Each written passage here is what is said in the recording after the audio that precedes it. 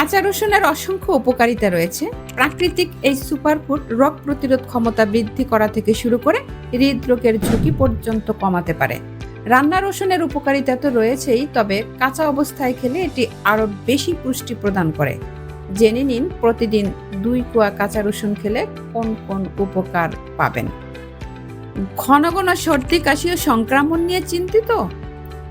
কাঁচা রসুনের শক্তিশালী অ্যান্টিব্যাকটেরিয়াল এবং অ্যান্টিভাইরাল বৈশিষ্ট্য রয়েছে, যা শরীরকে অসুস্থতার বিরুদ্ধে লড়াই করতে সাহায্য করে। 2015 সালে একটি গবেষণা বলছে রসুনে থাকা অ্যালিসিন রোগ প্রতিরোধ ক্ষমতা শক্তিশালী করে এবং ক্ষতিকারক ব্যাকটেরিয়াকে দূরে রাখে। নিয়মিত এটি খেলে সর্দি, ফ্লু এবং সংক্রমণের তীব্রতা ও প্রবণতা কমে। উচ্চ রক্তচাপ একটি নীরব ঘাতক। গবেষণা বলছে কাঁচা রসুন এটি নিয়ন্ত্রণে রাখতে সাহায্য করতে পারে।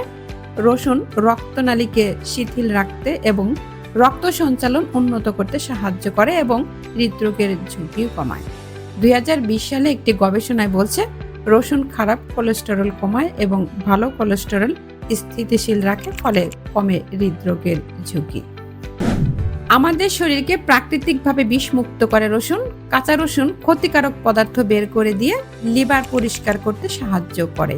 এতে সালফার যৌগ রয়েছে, যা ভারী ধাতুর বিষাক্ততা থেকে রক্ষা করে, লিভার এবং কিডনির মতো অঙ্গগুলোরও ক্ষতি কমায়।